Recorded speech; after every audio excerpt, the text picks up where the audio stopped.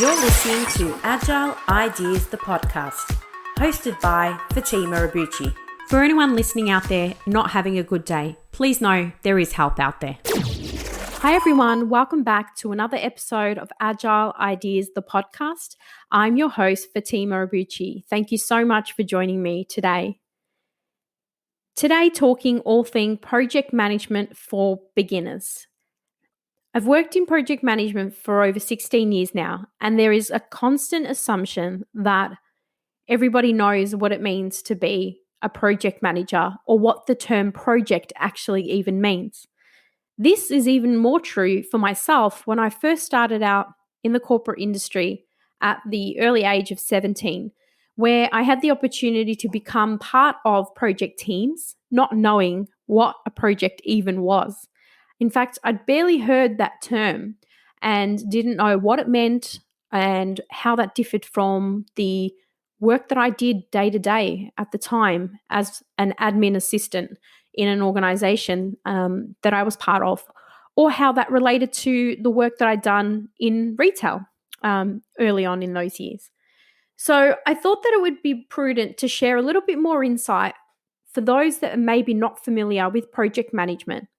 Maybe you're looking to get into project management as a career path, which I do highly recommend, by the way, and I'll talk more about that. But also for those that maybe work with other project managers or project teams and constantly asked for input. Maybe you're a subject matter expert in a particular area of an organization. Maybe you are a human resources expert. Maybe you're an expert in sales. And regardless of the area, you may be called on from time to time to provide input to projects. So I thought that I would do this podcast about project management and restate that it is a beginner's podcast. So if you are not familiar with project management, or maybe you're in your very, very early stages of project management, this would be relevant for you. If you are listening and it's something that you are more familiar with, there might be some insights that you may find helpful. Otherwise, you're more than welcome to share this episode with people in your family or your friends or work colleagues that maybe are not so much familiar with project management. So let's get into it. Now, when we talk project management, really fundamentally, when I'm referring to it, project management, regardless of the industry or the company or the country that you are talking to, it's a universally recognized profession and a term that's very familiar. In the 16 countries that I've had the pleasure of working within in project management, it always meant the same thing. Although we all know that, although all project professionals speak project management languages can be different depending on where you are. And I don't mean the actual dialect. I just mean my definitions, my understanding, and what projects means to me may slightly vary to how others perceive it for how they use project management, because it is such a broad profession, a broad spectrum of things can apply to it. And so one of the reasons why I wanted to do this podcast as another reason to share more insights is because I not only was one of those people who would hear project managers be engaged and paid a lot, mind you, but not actually understand what the hell they were talking about, why, they would often get a huge amount of floor space in a building, or there sometimes floors in entire building floors. I've seen that happen a few times, and actually be brought together usually by a program director or program lead, something like that, and actually given a number of different responsibilities for them to achieve and deliver on, and we'll talk about that in a minute. So there's a lot of different reasons why project management is really important and really relevant. Not only is it applicable in every single organization that I have been a part of, but I am sure that it's also part of every organization you've possibly ever dealt with. It's just part of business. And the way I like to describe it is in organizations, there is, the operational day-to-day activities, which we'll talk about in a moment, and then there's the project activities. So I kind of see it as a 50-50 split. Some companies, it's, more operations than projects and vice versa. But let's get into the details about project management. Let me say that project management itself, as I mentioned, if done well, it can produce positive change, and it can help individuals, it can help departments, it can help companies overall. But when we think about the fundamental definition of project management, now what is it and what does it mean? Well, project management is the careful effort of planning and organizing to successfully achieve one's goal easily. The term project means a single time action that produces specific and certain results. Let's just break that down a little bit.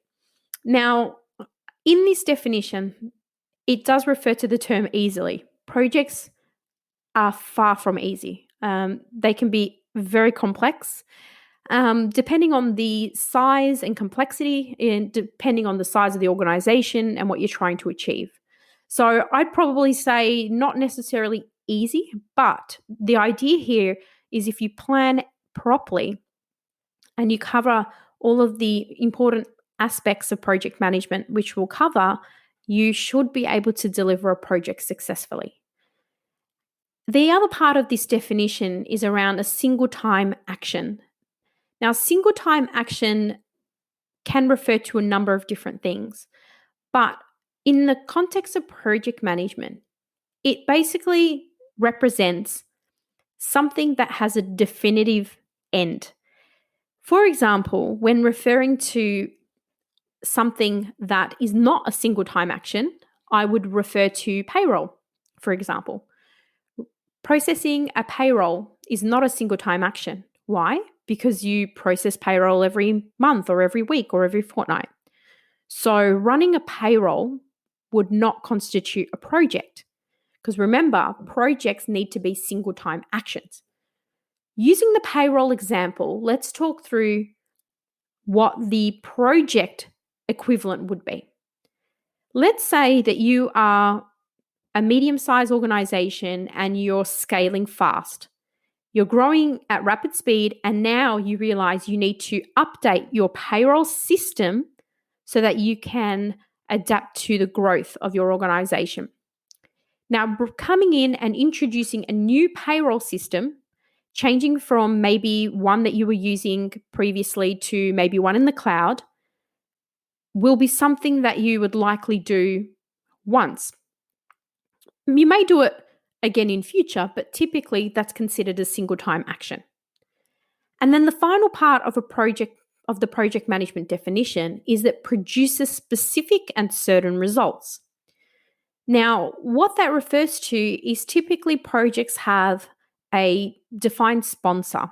A sponsor is someone who fundamentally is paying and funding that project to happen. And therefore, you would have predetermined goals and objectives that you're planning to achieve with their money in order to deliver the successful result. So specific and certain results are predetermined results upfront that you plan to achieve by successfully delivering a project. So if I reread the project management definition, it's project management is the careful effort of planning and organizing to successfully achieve one's goal easily. The term project means a single time action that produces specific and certain results. So that's really simply the project management definition. Project management, though, has a number of attributes that are relevant, and there's some key principles that I'll cover off today as well. Ultimately, when we think about project management, there's a number of things to consider. When we are working within an organization, you will be faced with projects and what I'm going to term operations management. Now, if you are working in HR or sales or marketing, it doesn't mean that just because you have a lot of tasks that relate to operations, such as processing payroll, setting up marketing campaigns, or handing out brochures, for example, they may constitute operational tasks. But in those areas, you may still run projects. Now, in a lot of organizations, depending on the size, they might have full teams that do their project management for them. Entire functions, departments, projects can run within a particular area. They could be a delivery office underneath IT. They could be standalone function. It could just be one project manager. It really varies depending on the size of the organization. But regardless, project management and operations typically exist in every organization. So what are a few of the differences between project management and operations management? Well, when we think about project management, think about temporary project duties. Something that is providing a unique output and it's terminated when the objective is achieved. For example, if I was implementing that new payroll system or I was building a new warehouse, they would be projects. Where I'm thinking about operations management, it's day-to-day activities, repetitive outputs, and adopting a new set of objectives once they are achieved. So you think about this, you think about running your payroll or managing the warehouse as operations management. When we think about project management, any project manager you talk to and anyone that's had anything to do with project management will often refer to something called the project management triangle. It's also called the triple constraint, the iron triangle, and the project triangle. It fundamentally shows a model of the constraints of project management. So if you think of a triangle, and at the top of the triangle, there's the term scope. On one side, there's cost. On the other side, there's time. And in the center, you've got the term quality, which refers to the quality of the work that you're planning on meeting. When we think about the scope, that is the features. What is it that you're trying to achieve and what sort of features will be included in whatever it is the project that you are about to implement. And then you think about the cost, and that is back to what is the funding available to deliver said project and what is the time frame. Now remember, projects come in all shapes and sizes, and ultimately when we think about the project management triangle, which is one of the first things you learn in project management, you realize that project management triangle must always be a triangle. Meaning if you extend out the scope, the top part of the triangle, you will automatically need to adjust the time and the cost because you always need to have three balanced sides. Sometimes when clients expect for something to be done cheaply, they may have to reduce the time and the scope available within that project. And so ultimately, if any of the three areas of the project management triangle are varied, they will automatically affect the others. So that's referred to as the project management triangle. When we think about project management, there's another element, well, there's a lot of elements, but there is another element that I'd like to reference. And that is something that I refer to as delivery styles. So just like many other professions, there are different methods and processes to go about delivering whatever it is that you're working on. In project management, I refer to it as delivery styles.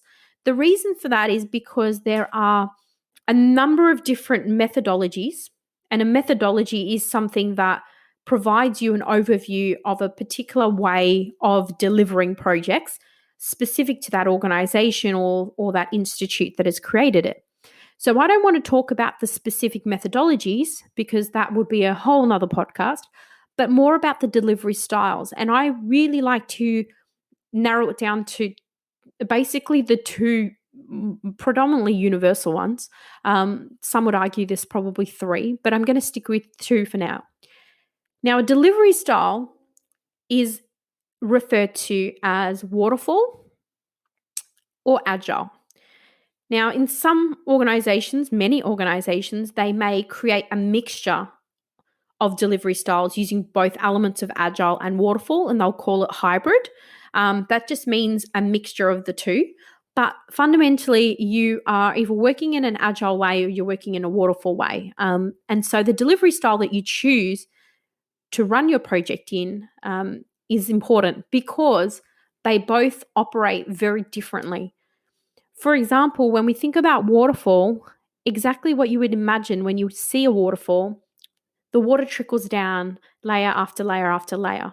But you can't start at the bottom of a waterfall and then go to the top and then it needs to be sequential. And so with waterfall delivery styles, it typically means you do all your initiation and planning activities up front, regardless of what the project is. Then you move into execution, and then you will move into closing the project. Whereas with Agile, it's a little bit different. It's if you're identifying what the scope that you want to deliver on is, you may work to build and define some of that scope up front, and then you might show that to the end customer or the sponsor or your stakeholders, and then continuously change and iterate what it is that you're delivering all the way through to closure. So you don't expect an immediate sign off after several months of planning like you would in waterfall. You actually make changes as you go throughout that delivery style. And what it means is you can actually test what you're building with the customer and get live feedback as you go. Now, some people might think, oh, why would I choose one or the other over the other? Now, with waterfall, I believe there's a lot more stringent governance and control. With Agile, it's a little bit more free-flowing, and there's a lot more frequent collaboration. And so there's a little bit less governance applied in that style. That being said, there's an assumption that governance is assumed and already taking place as a result of the work done closely with the customer and the sponsor and others in the team. So that's delivery styles. Neither one or the other is better. They just depend on how you like to run projects. When we think about project management, fundamentally it's like a team sport. Every individual builds up their elements of the project. They have their own tasks, and all of the tasks within the project are typically heavily dependent on each other. As I mentioned before with the waterfall, you can't start at the bottom and forget about the top. They're all connected. And so as part of running projects, you need to understand and identify the fundamentals. And that is, what are the project objectives and goals that you're trying to achieve?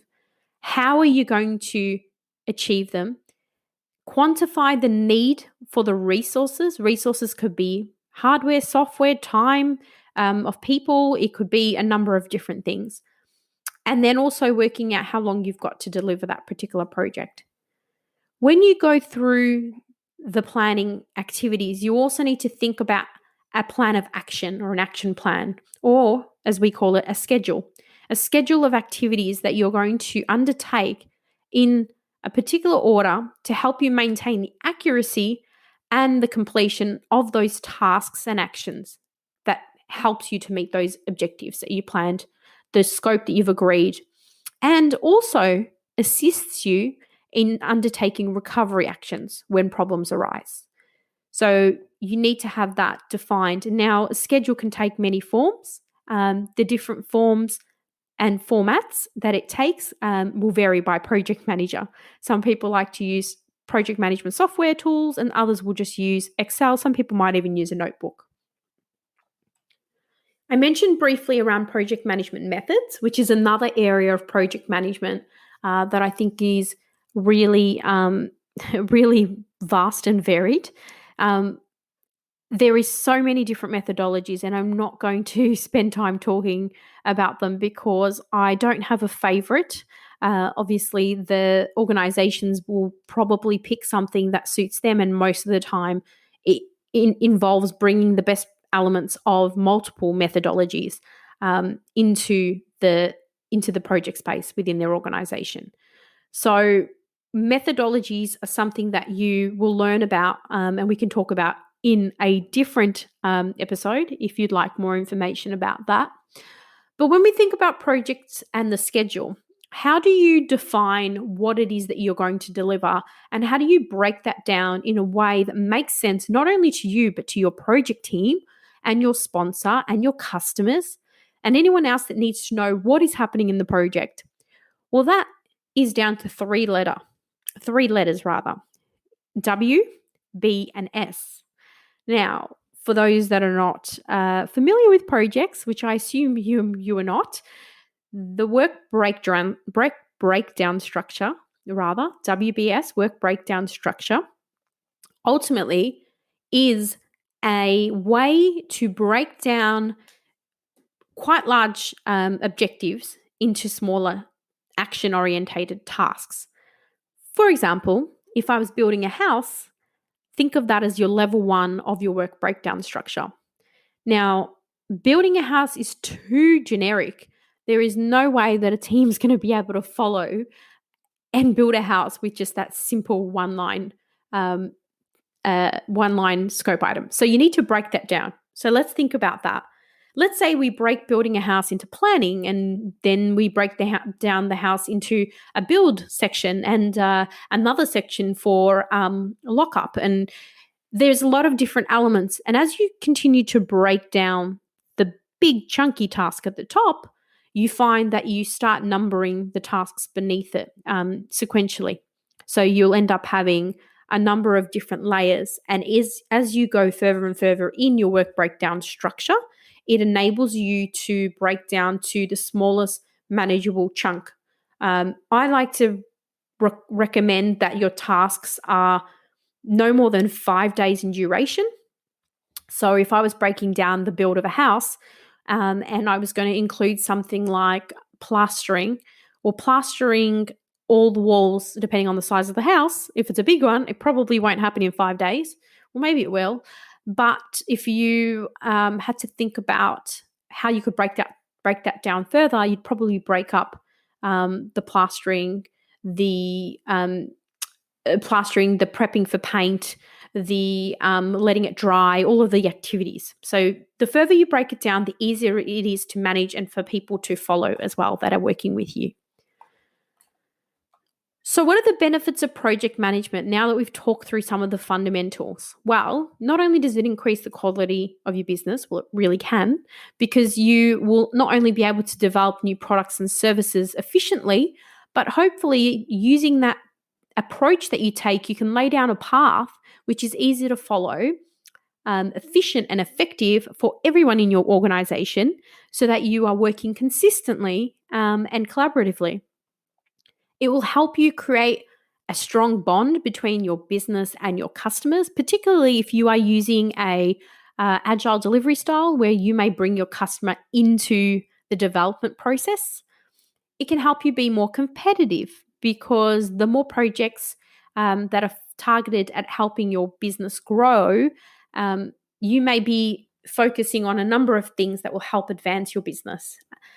When you think about project management and benefits, you can't bypass the fact that it helps you also bring to the forefront of your mind a lot of risk management elements. Good project managers know how to do risk management really well. And so having good project managers or people learning about that can also help you to mitigate potential risks because they may identify risks in their structured risk management approach that helps you think about that and how they may affect other parts of your business as well. For some of you who may be listening who run a smaller business like I do, or may be looking at starting a small business in the near future, well, project management for small business not only does it help professionalize your business, because the more